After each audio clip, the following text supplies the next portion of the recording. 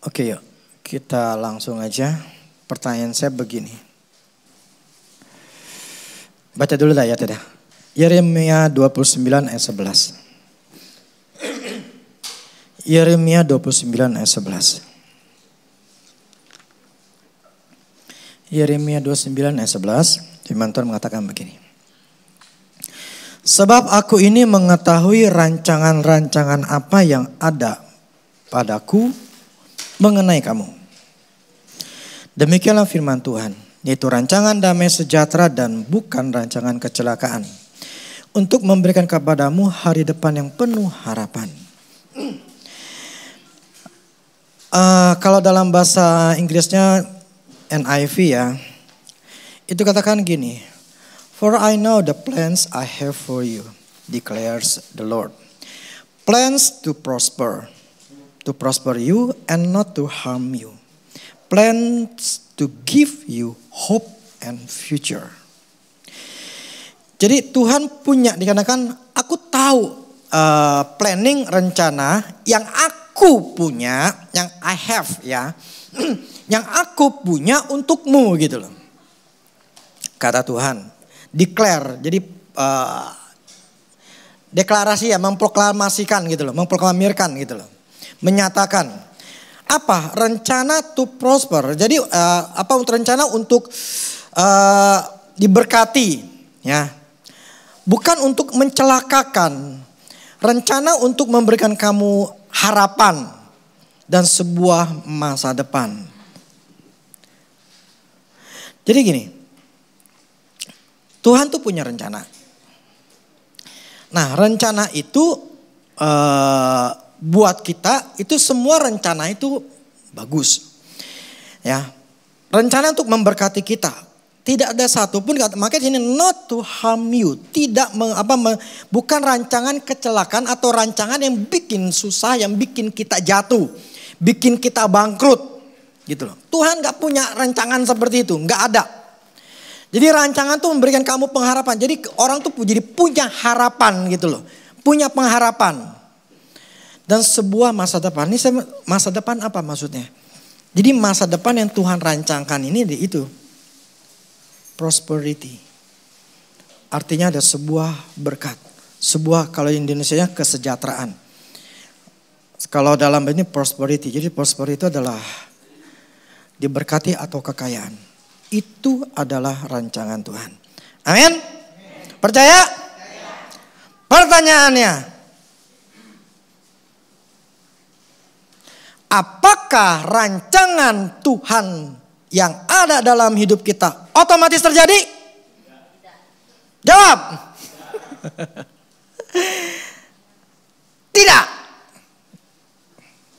Saya tanya Tuhan. Kenapa tidak Tuhan? Ya, istilah gini, kita udah percaya sama Tuhan Yesus. Ya toh? Kita dijadikan sebagai anak Allah. Kenapa enggak Tuhan tuh menuntun kita atau memberikan kepada kita tuh sebuah sebuah otomatis lah yang membawa kita, nih loh jalanku gitu loh. Ini loh. Jadi istilahnya kita tuh dibawa untuk masuk ke dalam rancangan dia gitu loh. Supaya kita nih hidupnya bahagia gitu loh. Supaya hidup kita tuh enak gitu loh. Nikmatin hidup gitu loh. Kenapa rancangan Tuhan tuh gak otomatis gitu loh.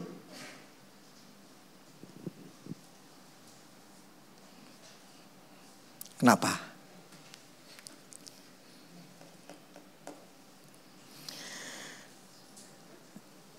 Pertama emang kita harus ngerti. Itu tidak otomatis.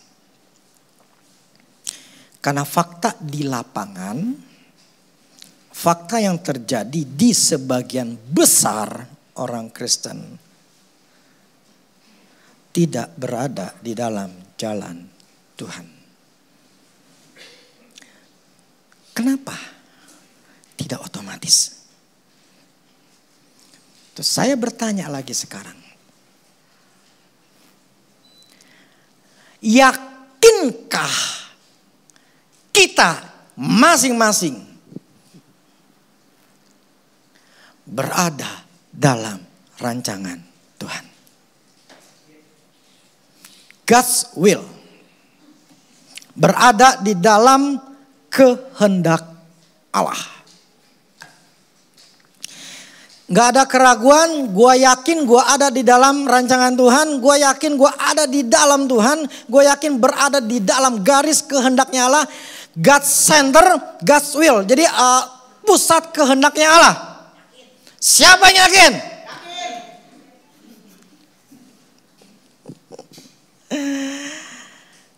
Oke. Saya jawab dulu. Yang tadi, saya tanya sama Tuhan tadi.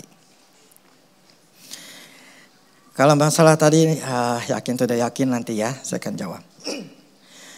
Kenapa Tuhan tidak secara otomatis menuntun kita ke rancangannya? Kenapa Tuhan? Tuhan jawab saya di hati saya begini, dia terangin jelasin saya begini. Karena manusia ketika jatuh di dalam dosa, mereka tuh mengambil jalan hidupnya masing-masing menurut pandangannya sendiri. Pandangan manusia itu sendiri. Jadi ketika manusia jatuh dalam dosa, kita ini adalah orang-orang yang akan berjalan, mengambil jalan hidup kita itu menurut kita. Menurut pikiran kita, menurut pandangan kita.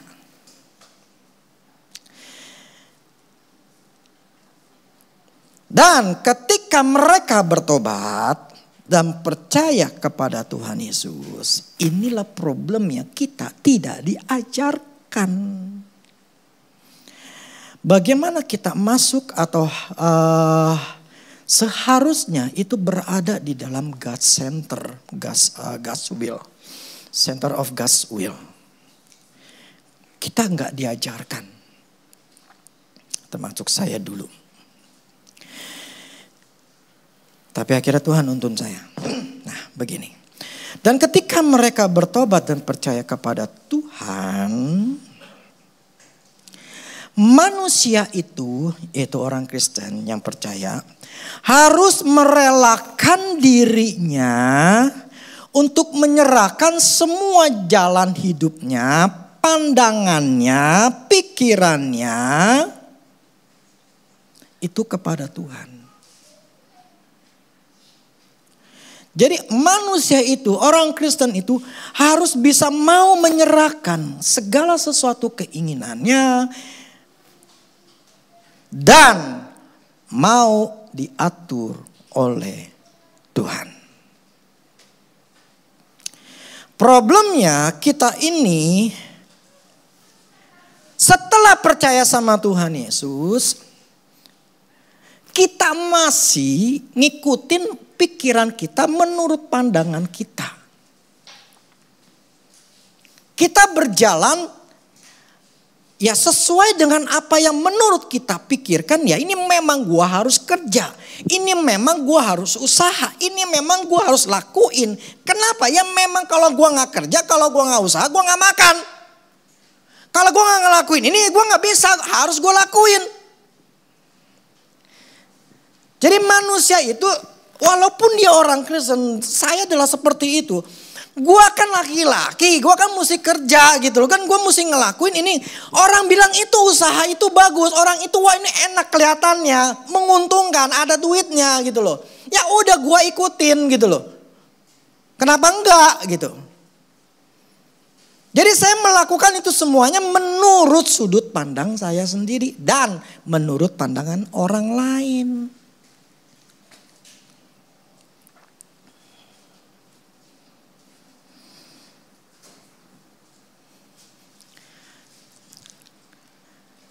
Nah itulah yang terjadi kalau kita semua orang-orang Kristen itu tidak menyerahkan atau mempersembahkan hidupnya kepada Tuhan. Rancangan Tuhan adalah damai sejahtera. Rancangan Tuhan adalah prosperity, berkat. Di dalam hidup itu ada 5 aspek hidup kita yang besar. Yaitu pertama ya Tuhan. Apakah kita sudah berada di dalam kehendak Tuhan? Yang saya maksud kita melayani di mana, kita berjemaat di mana. Itu menunjukkan itu kehendak Tuhan atau tidak. Nah kalau menurut pandangan kita manusia sendiri, ya gue kan ada pelayan Tuhan, gue kan bisa main ini, gue kan bisa itu. Ya udah gue ngelayanin aja, di mana yang gue diminta gue ngelayanin aja gitu loh. Ya akhirnya dia akan bertindak menurut pandangannya sendiri. Makanya dulu ketika saya mulai melayani, saya ngomong sama Tuhan, saya bikin agreement sama Tuhan. Tuhan, saya tidak mau melayani kalau bukan Tuhan yang bukain jalan. Maksud saya gini, tidak ada seorang pun datang ke saya atau minta atau menghubungi saya kalau bukan Tuhan yang suruh. Jadi saya tidak akan ngomongin ke yang lain-lain, istilah kasar mempromosikan diri. Saya nggak mau begitu. Kenapa? Karena saya takut salah dalam arti, kalau memang Tuhan suruh saya melayani, biar orang itu hubungin saya. Titik. Jadi saya nggak mau tanda kutip disalahkan atau bertanya dulu, ini kehendak Tuhan kok nih gue boleh ngelayanin. Saya nggak mau begitu. Jadi saya udah bikin agreement, Tuhan tidak ada seorang pun kalau bukan Tuhan yang suruh saya. Orang itu datang ke suruh saya baru saya layanin. Sama seperti kalian datang ke sini. Tidak ada satu pun di antara kalian datang ke sini kalau bukan Tuhan. Kalau bukan Tuhan kalian gak mungkin ada di sini. Karena saya pun membuat agreement atau membuat ini gereja ini karena Tuhan yang suruh. Jadi tidak akan orang datang kalau bukan Tuhan yang suruh lah. Titik gitu loh. Jadi yang saya maksud bahwa kalian ada di sini pun sebetulnya itu sudah kehendak Tuhan. Nah, kemudian keluarga. Apakah hidup kalian di dalam keluarga, suami, istri, anak-anak hidup di dalam Tuhan atau tidak? Apakah mereka ini berada di dalam, anak-anak takut sama Tuhan, anak-anak hidupnya bagus, tidak memberontak, tidak ngelawan, pokoknya bagus semua. Istri tunduk kepada suami, suami mengasihi istrinya, itu kan semua kehendak Tuhan. Jadi istri baik, suami baik, anak-anak baik, itu semua berada di dalam satu kehendaknya Tuhan. Nah rancangan Tuhan, keluarga itu bahagia. Amin. Kalau tidak bahagia, berarti apa? Di dalam Tuhan bukan? Berarti tidak. Jadi rancangan Tuhan tidak otomatis terjadi di keluargamu. Tidak otomatis. Itu butuh kitanya. Makanya berapa kali saya ngomong, saya katakan, saya bicara masalah keluarga. Karena saya harus mencarinya atau membuat keluarga saya itu bahagia. Karena itu bukan otomatis terjadi. Tidak otomatis. Jadi semua, ya terus bicara lagi ya. Kesehatan. Itu pun gak otomatis kalian itu jadi sehat, kagak. Kita harus menjaga diri kita supaya kita tetap sehat. Bukan kita makan rakus, kita makan minum seenaknya. Kita seharusnya tahu ini kehendak Tuhan gak nih gue ngerusakin badan gue apa enggak.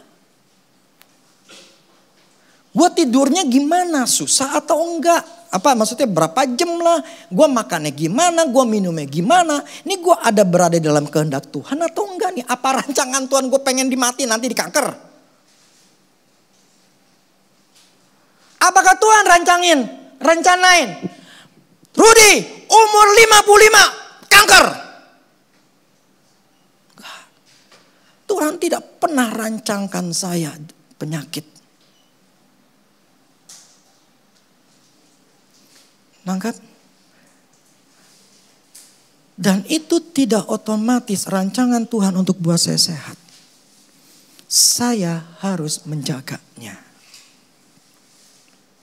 Saya ingin kita semua jangan menjadi orang Kristen yang buta. Imannya iman kebablasan. Imannya iman apa ya? Iman yang gak pakai, ya secara kasar gak pakai otak gitu loh. Imannya membabi buta gitu, tanpa melihat firman Tuhan. Kita boleh bisa mengklaim firman Tuhan, tetapi kita harus tahu dulu kita berada dalam kehendak Tuhan atau tidak. Kalau enggak ya jangan asal klaim gitu loh. Gua pasti hidup umur 80 tahun. Oke, amin, puji Tuhan. Sekarang lu berada dalam kehendak Tuhan enggak? Cara makan lu, cara minum lu, cara tidur lu dalam kehendak Tuhan enggak? Kalau enggak lu jangan asal klaim-klaim. Ya saya ngomong diri saya panjang umur. Lah kalau saya ngomong begitu ya saya harus tahu diri juga. Gue sekarang cara makannya gimana? Cara tidurnya gimana? Cara minumnya gimana? Saya tuh menjaga diri saya. Saya kemarin ini keberat badan nambah 2 kilo. Dari 61 sih biasa 61, 62. Jadi 63. Saya kemarin di perumahan saya tuh ada inilah yang apa sih timbangan yang bisa tahu itunya berat sama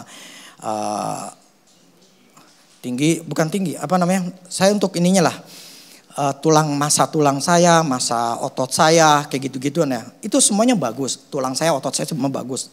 Nah cuman pasti dibilang bapak itu obesitas,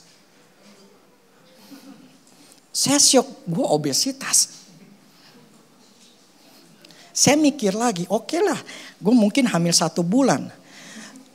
Oke, hamil berapa bulan? 4 bulan kali. Saya itu 62,5. Besokannya nambah jadi 63. Saya ngedengar gitu saya shock. Wah gak bisa nih begini gue. Saya langsung diet. Dalam 1 minggu itu saya bisa langsung 1 minggu ya, jadi 61. Ketika 61 ya udah makan lagi, ya naik lagi gitu. Cuman range-nya jadi 61 ke 62. Jadi range-nya di situ aja. Saya nggak mau sampai 63 gitu. Nah yang saya maksud gini, saya jaga diri saya. Karena saya berpikir begini. Sekali lagi, rancangan Tuhan nggak bikin saya penyakitan kolesterol. Nih teman saya kemarin ada di puncak kena gula darah tinggi. Gila, gula darahnya 500. Sampai ngap dia. Nggak mau ke IGD, UGD. Nah, kenapa? Karena dia minumnya memang minum Coca-Cola, bakminya banyak. Wah, memang dia nggak menjaga. Ya itu dia. Tuhan tidak merancangkan saya jadi penyakitan. Tapi itu nggak otomatis. Jadi saya harus jaga diri saya. Saya ingin kita semua jangan menjadi Kristen yang buta. Yang asal ngomong tapi kelakuannya nggak sama. Gitu loh. Kelakuannya nggak sama. Jadi cuman omdo. Nah itu kesehatan.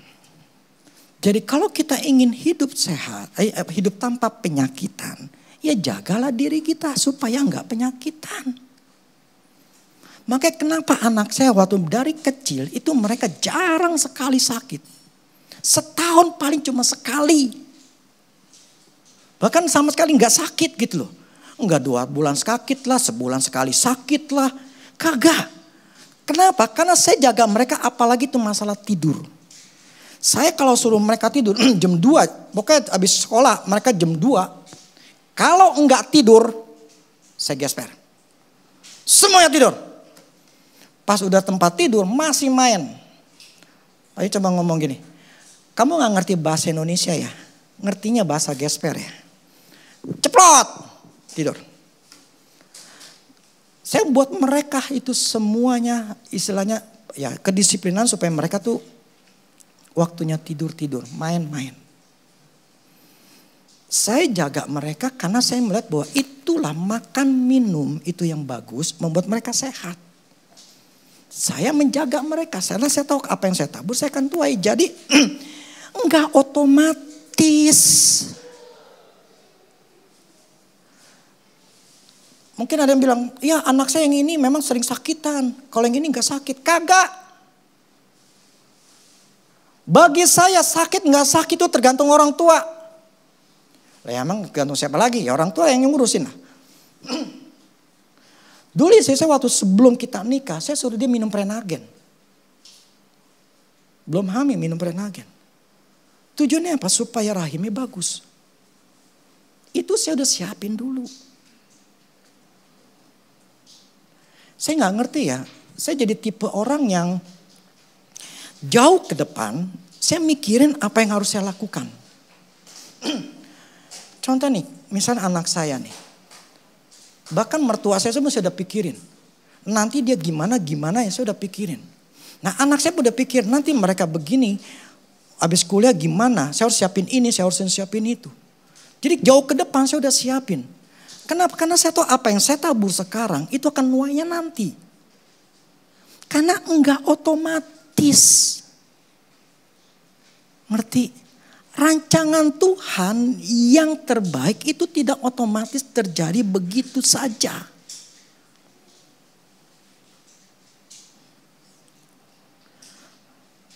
Saya langsung nyambung aja deh. Yeremia 29 ayat 12. Ayat 14.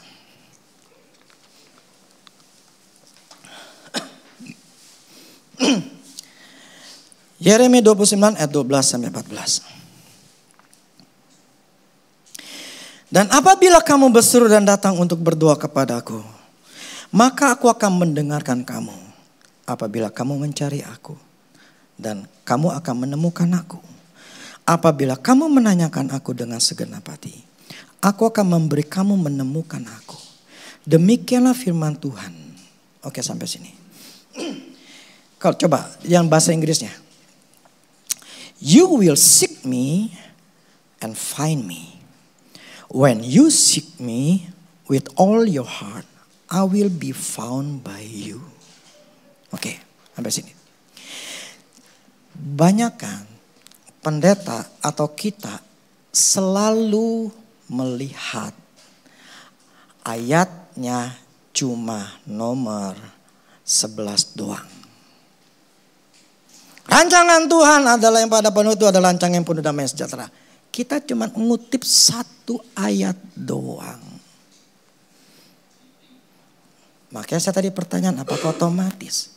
Karena kita mengambil cuma satu ayat doang. Rancangan Tuhan dan damai sejahtera. Ternyata itu tidak otomatis. Karena enggak ngeliat yang nomor 2-nya, bawahnya. Pokoknya amin, yes. Tapi keduanya di sini di firman Tuhan katakan untuk kita datang kepada Tuhan, cari Tuhan.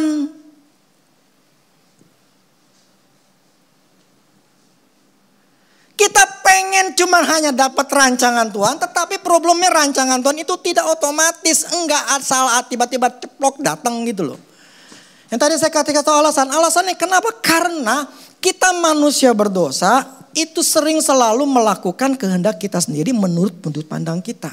Ketika kita percaya sama Tuhan pengen kitanya. Kitanya tuh datang ke Tuhan. Makanya Tuhan katakan carilah aku. Maka kamu akan menemukan aku. Apabila kamu nanyain aku.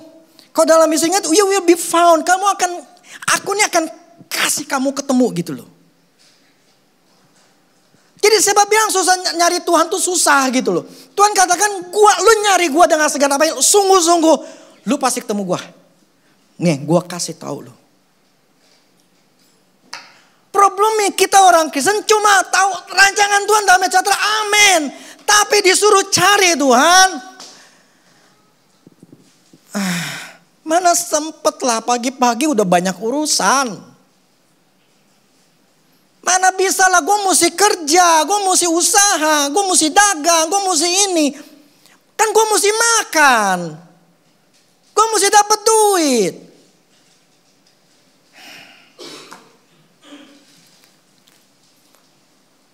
Itulah problemnya. Pengen rancangan Tuhan, tapi tidak mau tahu caranya. Atau apa sih rancangan Tuhan, tidak mau tahu. Makanya pertanyaan saya, apakah ini nomor ada 5 aspek itu. Apakah pekerjaanmu sekarang itu di pusatnya kehendak Allah? Semua 5 kehidupan ini, 5 aspek hidup ini, kalau semuanya berada di kehendak Allah, semuanya bagus. Enggak ada yang jelek. Tidak ada yang bermasalah. Kalau di kehendak Tuhan. Kehendak Tuhan di sini, kerancangan Tuhan ada prosperity. Semuanya damai sejahtera, semuanya adalah baik. Makanya pertanyaannya, apakah kerjaanmu berada di dalam rancangan Tuhan? Jawab.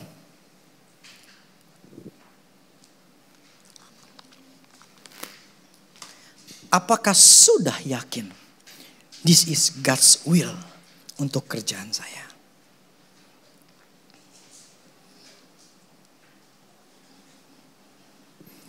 Apakah saya sudah memang berada di pusatnya rencana Tuhan tentang kerjaan saya?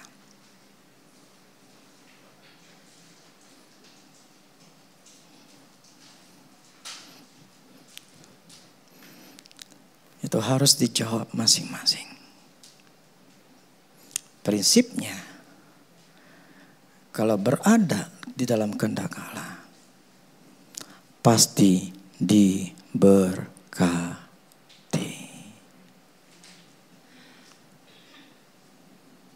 Tidak akan kekurangan, tidak akan ada namanya kegagalan, tidak ada namanya kesusahan, tidak ada namanya kemiskinan.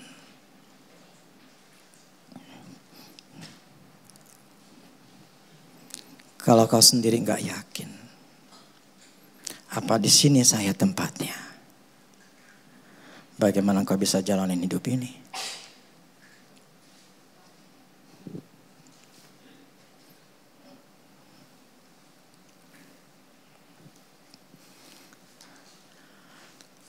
Karena keseharian kita berarti akan bekerja. Kalau kita sendiri nggak tahu gue ada di kerjaan yang benar ngapa enggak? Gimana kau bisa jalanin hidup ini untuk yakin bahwa kau bisa sukses, kau bisa berhasil?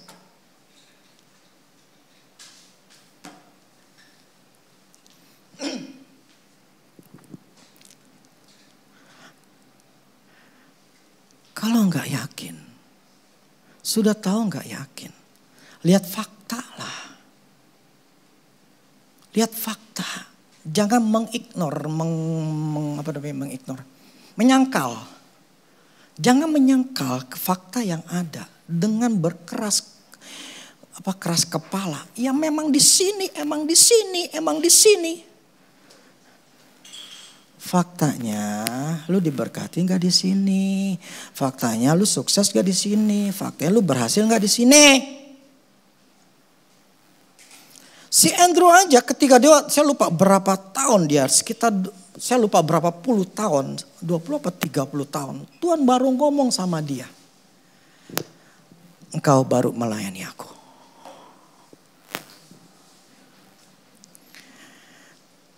Dia shock, dia kaget, nyata Tuhan katakan engkau baru melayani aku. Loh Tuhan belasan tahun, puluhan tahun yang lalu itu gimana? Tuhan katakan itu cuman, ya dia bertanya, apakah itu sia-sia? Kakak.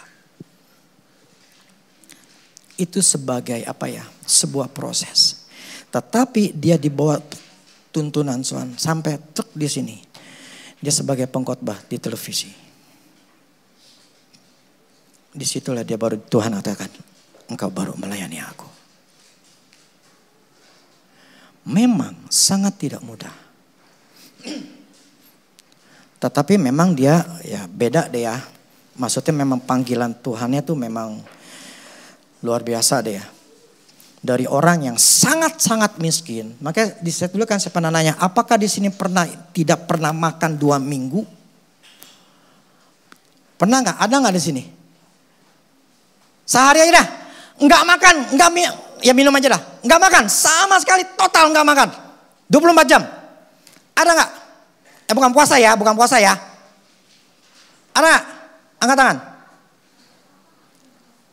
Bukan puasa dan bukan karena apa-apa, karena nggak ada duit. Ada nggak? Tuh, nggak ada.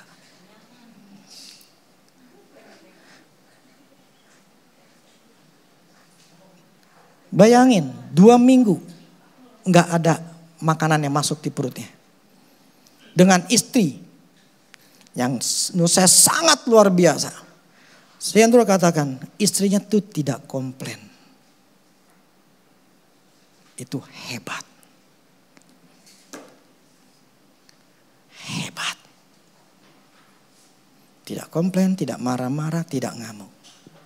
Dia cuma hanya mempercayai suaminya.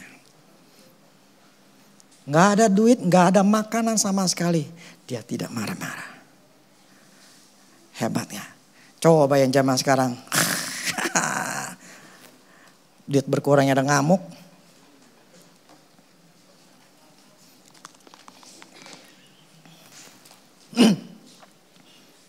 Tapi sekarang penghasilan dalam pelayanannya.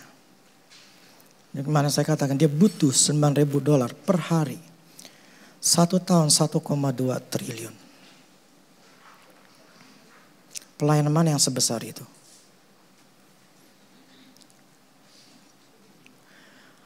Dari orang yang sangat-sangat miskin. Tapi dia bisa dapat namanya kehendak Allah. Dia berhasil. Poinnya adalah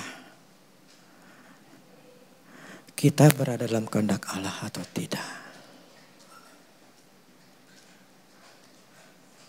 Jujurlah dengan fakta yang kamu alami. Bukan ngoyo, berkeras kepala. Jadi saya ingin kita ngerti bahwa janji Tuhan, rancangan Tuhan itu tidak otomatis terjadi. Makanya jangan mengambil ayat Yeremia 29 ayat 11-nya saja. Tapi ayat 12 dan 13 tidak dibaca. Tidak dilihat. Tidak diperhatikan. Karena jawabannya untuk dapat rancangan Tuhan. Cari Tuhan. Dengan segenap hati. Bukan asal. Datang ke Tuhan, saya ngomong gini besok pagi, Tuhan kau tolonglah. Gimana dikasih tahu kehendak Allah? Baru 5 menit udah mikir, aduh gue mesti ke sono nih. Gue ntar mesti ketemu ini, ntar gimana? Aduh tuh kerjaan gimana ya? Aduh ntar gimana ya? Ntar gimana? Baru 5 menit aja udah mikir yang lain. Aduh udah ya Tuhan saya mau pergi dulu dah. Saya masih ada urusan. Tinggal Tuhan.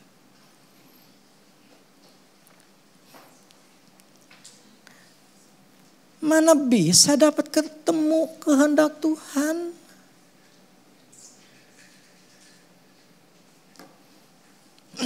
Makanya di sini ditambahin sama Tuhan ya dengan segenap hati.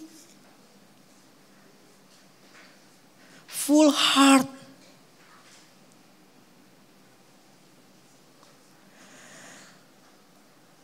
With all your heart, dengan seluruh hatimu.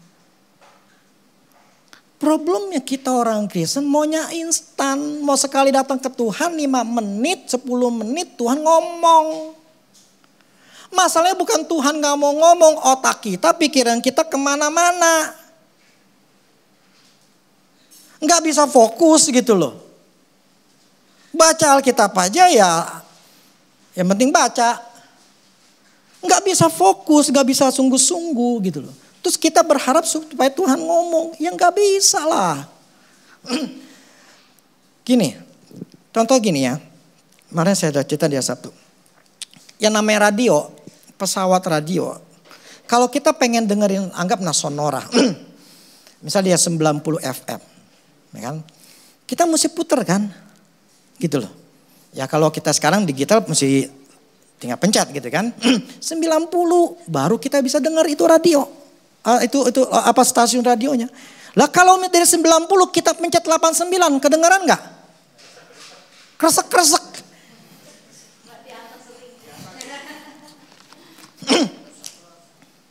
Ya nggak kedengeran. Karena frekuensinya radio kita sama pemancar dia nggak pas. Frekuensinya beda. Ya nggak nyambung lah. Demikian dengan Tuhan gitu loh. Kalau frekuensi kita sama Tuhan nggak nyambung, frekuensinya beda, ya nggak nyambung. Jadi kita mesti setel diri kita, pikiran kita mesti samain gitu loh sama Tuhan. Kalau plek sama, bisa dengar suara Tuhan, bisa tahu kehendak Tuhan. Lah kalau nggak ketemu ya nggak bisa.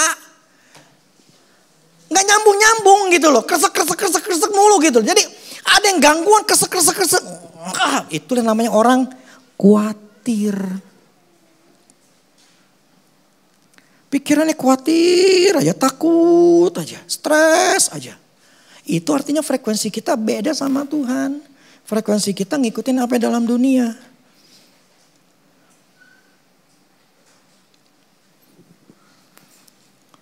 Makanya ngikut Tuhan, cari kehendak Tuhan itu enggak gampang. Kenapa enggak gampang? Karena daging kita yang bikin susah. Karena kita membiasakan daging kita ini ngikutin apa dalam dunia ini membuat jadi susah. Untuk bisa menundukkan daging kita itu butuh proses. Mau apa enggak itu enggak enak. Susah. Susah.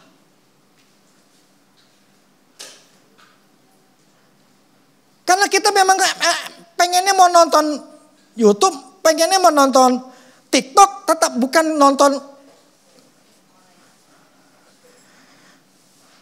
dengerin khotbah gitu loh.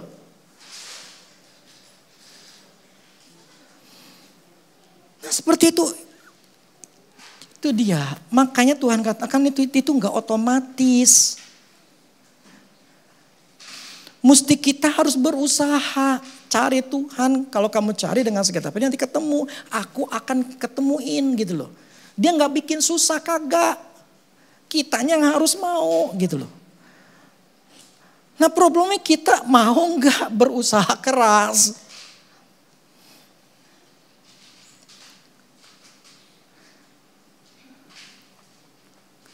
Rancangan Tuhan buat kita satu keluarga itu begitu luar biasa bagusnya. Bisa nggak masuk? Kalau saya nih sebagai bapak nggak bisa masuk, gimana anak saya?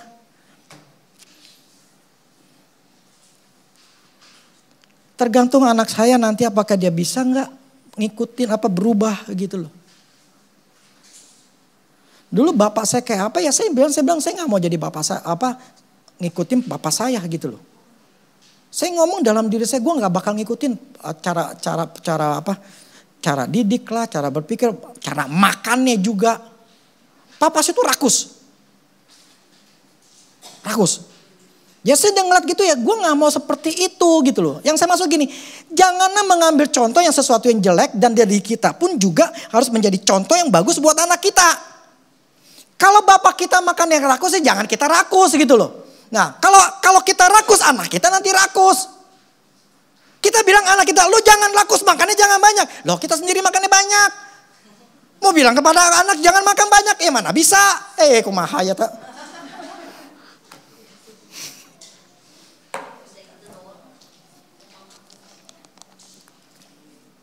Ya Chan ya.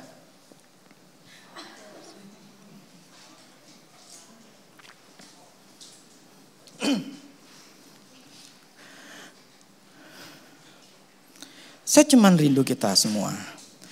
Saya tahu saya nggak sempurna. Saya melakukan banyak kesalahan. Ada hal yang saya lakukan salah. Tetapi dengan cara seperti ini saya jadi belajar dan semakin belajar. Belajar dari kesalahan yang ada dan untuk bisa memperbaiki menjadi hidup lebih baik. Dulu saya sering katakan, sayang gak sama anak. Kalau sayang sama anak, jadilah teladan buat anak-anak. Teladan dalam berbagai hal. Karena apa yang kita tabur, kita akan tuai. Apa yang kita lakukan terhadap anak, nanti kita akan nuai juga. Makanya kenapa saya berbaik sama orang tua, mertua saya? Kenapa? Karena saya tahu. Kalau saya nabur baik kepada mertua saya, nanti anak saya akan baik sama saya. Karena cara berpikirnya Allah adalah apa yang kau tabur, kamu akan tuai. Jadi berpikirlah itu ke depan, jauh ke depan. Terutama laki-laki. Jangan berpikir pendek, enggak mikirin ke depannya seperti apa nantinya. Saya udah bikin planning buat anak-anak saya. Dia harus mesti persiapkan, harus begini-begini gitu loh. Memang itu nanti. Tetapi saya udah, kalau itu sudah saya dapat, saya akan pegang itu, saya akan taruh gitu loh. Saya akan persiapin buat nantinya. Saya udah mikirin kemarin ini, saya udah mikir nanti kalau si Kyle kawin, si Manuel kawin, gue mesti punya duit. Lah itu kan kapan bertahun-tahun lagi. Tapi saya udah mikirin dulu. Nanti kalau udah dapat duit, nanti gue simpen, gue masukin deposito. Supaya nanti gue gak kepikiran lagi. Lah itu masih 5 tahun atau berapa tahun, 7 tahun, saya gak ngerti berapa tahunnya. Tetapi saya udah mikirin ke depannya gitu loh. Untuk nanti kalau udah dapat, udah gue simpen. Gue gak mau pikirin lagi. Karena gak otomatis. Kenapa saya berpikir gitu ya? Karena ya Tuhan memberikan pengertian demi pengertian. Pertanyaan sekarang adalah dalam 5 aspek hidup ini, apakah kalian berada di dalam kehendak Allah yang sempurna?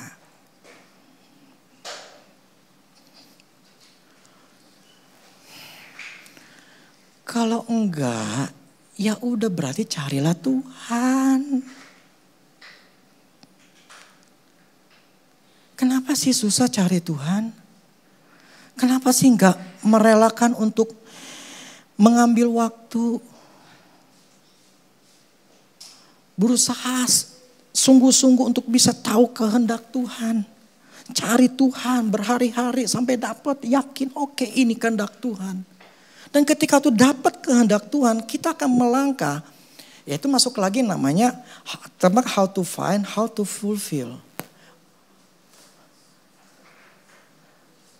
Itu memang kita harus setia atau harus tahu lagi jalannya. Tapi kalau kita bagaimana kita bisa ya memenuhi kehendak Allah. Kalau kita aja sekarang aja nggak tahu gue nih bener nggak nih, kerjaan gue bener nggak nih. Problemnya begini, kenapa manusia itu tidak mau melangkah? Manusia ya, nggak peduli orang Kristen, orang apapun. Kita ini manusia punya yang namanya zona aman. Kita tuh punya zona aman yang membuat kita akan merasa nyaman di tempat itu. Dan kita gak mau keluar. Contohnya ketika Petrus, Tuhan Yesus lagi berjalan kan, terombang ambing kan mereka perahunya. Mereka ngelihat Tuhan Yesus ada di atas danau gitu ya. Si Petrus ngelihat gitu, ya mereka pada teriak itu hantu-hantu. Tapi Tuhan ngomong sama Petrus, Tuhan ngomong, datang sini. Itu anggaplah 12 murid yang ada. Saya tanya, 12 murid-muridnya, ya, amanan mana di perahu sama di air? Amanan mana? Amanan di perahu kan? Lah kalau di perahu enak, ya kalau gua ini kan nyemplung lah gitu loh. Tapi Petrus tidak menganggap yang aman itu di perahunya. Dia ngelihat Tuhan, Tuhan ngomong, lu datang ke sini. Dia keluar dari perahu. Dia keluar dari Paulus, pas dia nginjek, loh gue gak tenggelam ya. Tapi dia pandangan tetap ke Tuhan. Dia jalan. Artinya apa? Ketika dia keluar dari perahu itu, mukjizat terjadi. Tuhan melakukan mukjizat. Yang 11 yang lain ngalamin mukjizat gak? Cuma jadi penonton gak? Hanya orang-orang yang berani saja yang bisa ngalami mukjizat.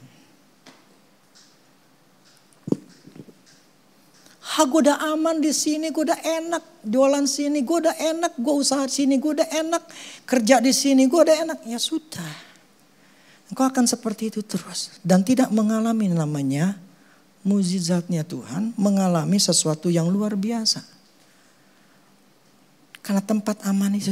Ya habis gimana ntar kalau gue ngelakuin ini ntar gimana? Ntar harus gimana? Ntar mending laku. Ntar mending gue dapat kerjaan. Mending gini, mending begitu, mending begini. Begitu banyak yang namanya 1001 macam alasan. Untuk tidak mau keluar dari zona aman.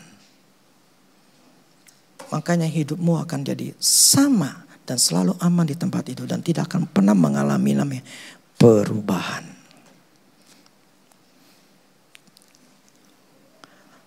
Hanya orang yang berani akan bisa mengalami perubahan. Ketakutanlah yang membuat seseorang itu tidak berani melangkah.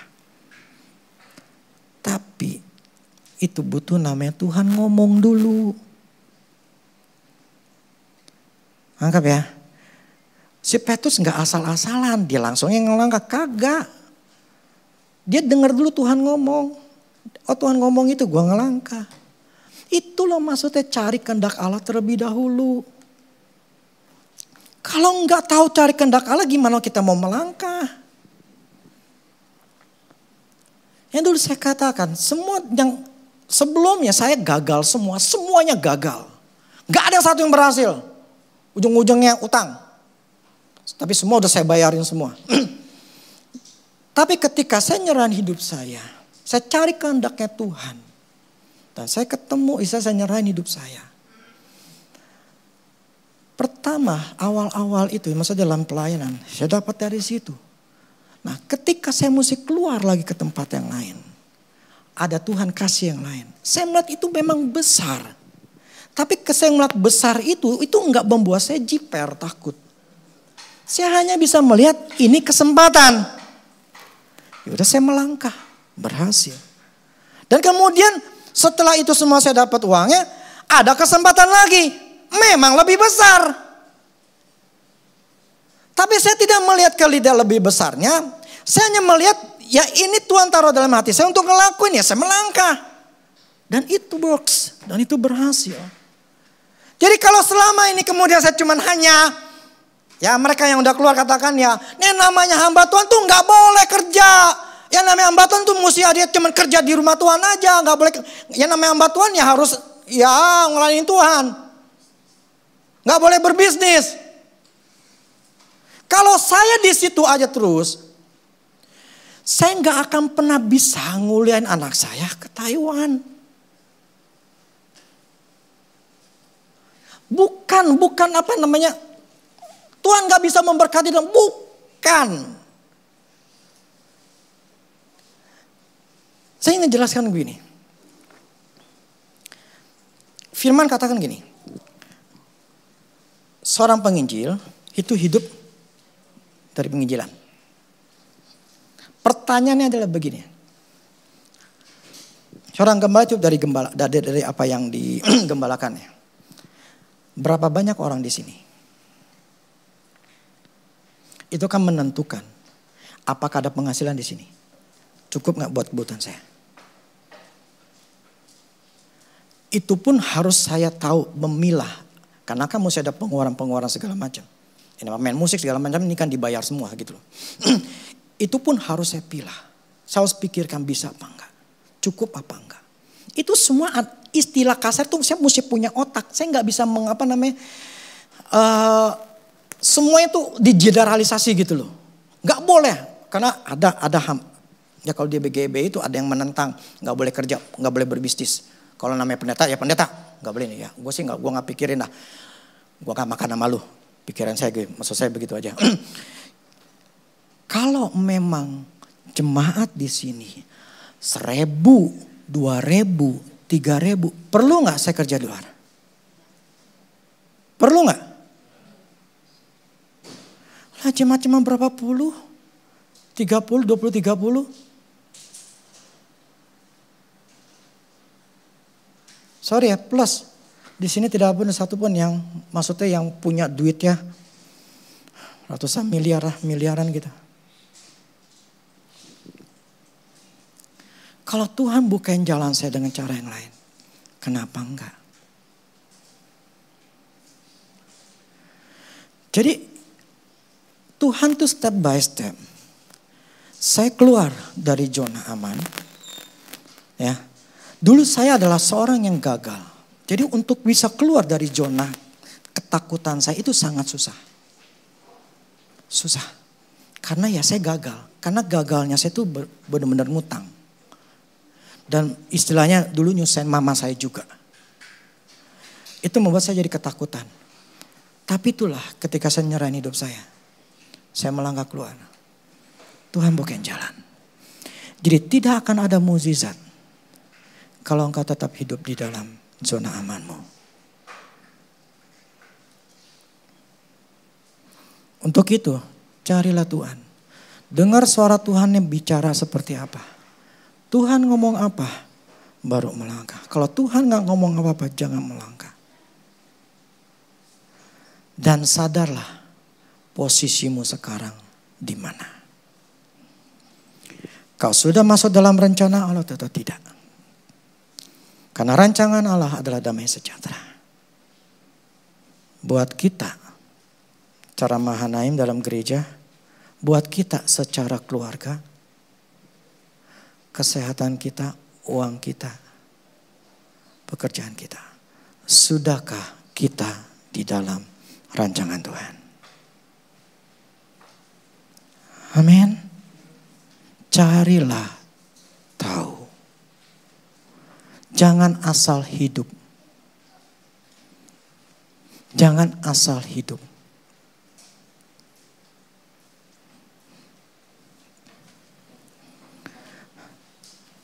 Ya. Hidup itu bisa saja seperti biasa ya sudah. Yang terjadi, terjadilah. Jangan seperti itu. Kita yang punya anak. Sayangilah anakmu. Bagaimana anakmu? Bagaimana engkau, demikian anakmu. Dulu saya, secontohnya, dulu saya pengen menyekolahkan anak itu saya tuh di sekolah yang bagus. Dulu yang si Marvella. Di TK itu saya pengen kuliah sekolah yang di Holy Angel. Karena saya pengen dia bisa bahasa Inggris dari kecil. Saya pengen banget. Tapi saya nggak mampu. Itu siapa yang rugi? Anak saya. Tapi ya istilah kasarnya saya balas dendamnya ya di SD masih biasa. SD Nasional Plus. SMP masuk ya lebih bagus lagi. Sekarang masuk lebih bagus lagi. Jadi istilahnya ketidakmampuan saya dulu pengen dia bahasa Inggris. Sekarang bisa kebalas dengan sekolah yang memang bahasa Inggris. Tapi memang bukan internasional tetapi masih nasional. Tapi dalam mayoritas Inggris. Tiga anak saya semuanya itu kuliahnya. Mereka sekarang kuliah itu semuanya bahasa Inggris. Karena dari kecil saya sudah sudah nabur lah. Dari kecil mereka saya ajarin bahasa Inggris. Dari kecil. Jadi supaya mereka senang dengan bahasa Inggris. Dan kenyataan yang sampai sekarang mereka bisa. Nah seperti itu. Kalau saya dulu saya punya uang. Di TK. Saya bisa sekolahin dia. Dia pasti ngomongnya. Terus waktu saya dengar siapa si Jojo bisa ngomong Inggris. Itu saya. kayaknya gimana gitu. Kok anak gue gak cacisus kayak begitu gitu loh. Nah itu mempengaruhi kalau kita orang tua gak mampu.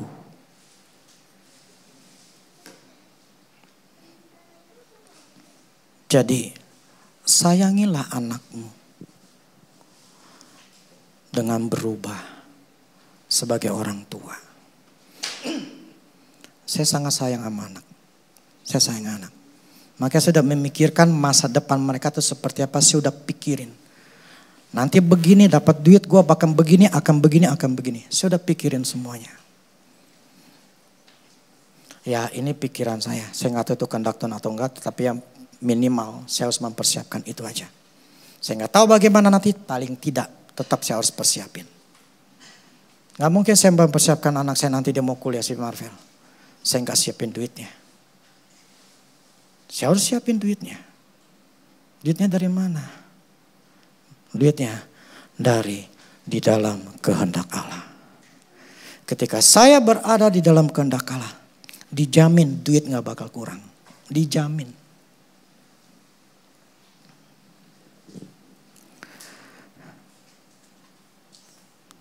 Berusahalah cari kehendak Tuhan. Amin. Ambillah waktu. Ambillah waktu cari Tuhan. Sungguh-sungguh. Bukan 5 menit, bukan 10 menit. Bahkan saya udah ngomong, si Marvel, Kyle Manuel. Kamu kuliah, kamu kerja. Kamu tanya Tuhan dulu. Kamu di sini atau tidak. Serahin hidupmu sama Tuhan. Supaya apa? Papi gak mau kamu ngalamin seperti papi. Susah. Papi gak mau, makanya kamu harus tahu dulu kehendak Tuhan seperti apa.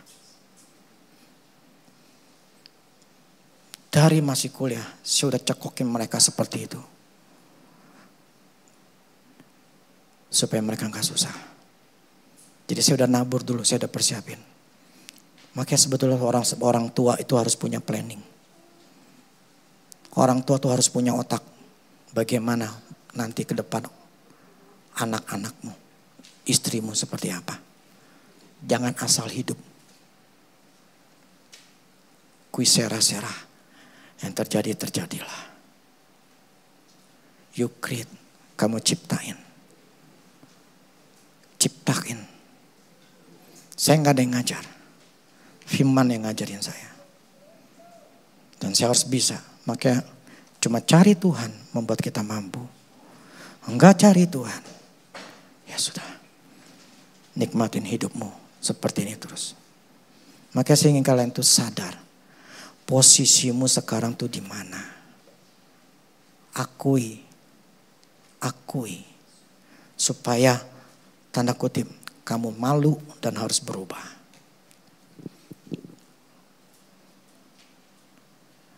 Amin. Sorry, saya jadi gembala atau pendeta yang selalu ngomongin negor-negor terus. Bagi saya begini.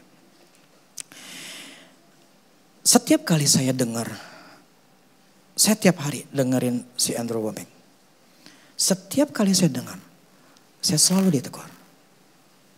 Berarti kan saya masih salah. Berarti saya masih ada yang salah. Ya enggak masalah. Lebih baik saya dikasih tahu gue salahnya di mana daripada gue nggak dikasih tahu apa-apa, gue jalannya salah terus. Nah Pak, daripada saya nggak itu jalannya salah, itu jalan ke kota tuh macet, Nokta Heru, nolok pasar Kemis tadi macet 1,5 jam itu salah. Seharusnya jangan lewat sono, lewatnya sono. Nah kalau saya kasih tahu berarti kan tujuannya apa? Supaya tidak kena masalah. Jadi ketika saya dengar pun dengan tujuan apa? Supaya saya nggak kena masalah. Jadi ketika ditegur, mungkin kadang-kadang sepertinya kasar, keras. Tapi tujuan itu kebaikan kita. Amin. Saya harap ngerti. Saya bukan menghakimi, bukan. Gak ada tujuan saya untuk menghakimi. Buat apaan? Gak ada gunanya, gak ada untungnya buat saya. Tapi tujuan saya supaya semua tuh, ayolah, cari Tuhan lah, ikutlah Tuhan. Tuhan pernah ngomong begini. Sorry, saya ngomong panjang lebar lagi nih. Ketika gini, saya Andrew pernah ngomong, ada seorang datang kepada Tuhan gini. Datang ke Andrew gini. Saya sebetulnya saya merasakan sekolah Alkitab. Dia kan punya sekolah Alkitab namanya Charis Bible gitu ya. Saya merasakan pengen ke Charis Bible, tapi gimana? Saya pengen tahu nih kehendak Tuhan atau bukan ya. Nah, pertanyaannya begini. Setan itu ya mungkin gak nyuruh untuk sekolah Alkitab? Hah? Mungkin gak? Setan nyuruh lu masuk ke sekolah Alkitab? Mungkin gak? Ya gak mungkin lah. Kalau ke sekolah Alkitab berarti semakin kenal sama Tuhan kan? Ya setan ya pengennya jauh dari Tuhan kok orang itu orang. Ya saya ngomong, gak mungkin setan itu nyuruh masuk ke sekolah Alkitab. Itu udah pasti Tuhan. Nah kemarin saya ada satu, saya disuruh memberi. Saya bertanya lagi sama Tuhan. Ini Tuhan memang kayak ngomong atau enggak gitu kan? Atau suara hati sendiri gitu. Ya itu Tuhan yang ngingetin saya. Sekarang saya tanyain. Emang kalau memberi itu setan yang nyuruh engkau memberi apa enggak sih? Mungkin ke setan suruh nyuruh engkau memberi? Ya enggak. Ya udah itu berarti dariku.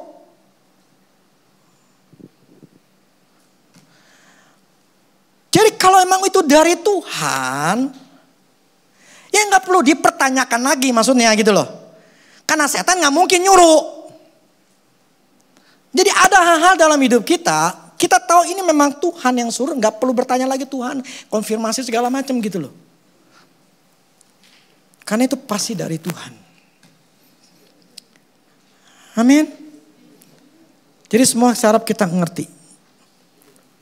Jadi cara berpikir yang lama dari gereja yang lama yang dulu, pendeta yang lama itu mau gak mau harus berubah. Saya sendiri harus mengalami banyak perubahan-perubahan. Otak saya sekarang udah berubah-berubah, cara berpikir udah berubah. Karena inilah bagaimana kita bisa tahu kehendaknya Allah ya, dengan cari Tuhan. Itulah kita harus tahu kalau memang kehendaknya Allah, rancangan Tuhan terjadi dalam hidupmu. Kalau ya hidupmu bahagia, hidupmu tidak susah. Simple. Karena firman katakan, damai sejahtera, prosperity. Amin. Carilah, kejarlah. Maka kau akan mendapatkannya dan menemukannya. Amin. Allah tidak susah diketemukan. Kita harus sungguh-sungguh. Jadi saya berharap sekali yang laki-laki, karena kepala rumah tangga. Carilah Tuhan. Serahkan hidupmu, carilah Tuhan. Sampai ketemu kehendak Allah itu apa dalam hidupmu. Sampai ketemu. Sudah ketemu, engkau jalan pasti berhasil. Enggak mungkin enggak.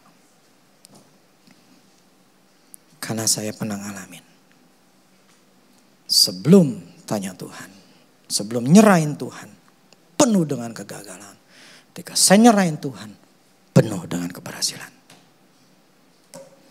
Amin. Oke ya, musik.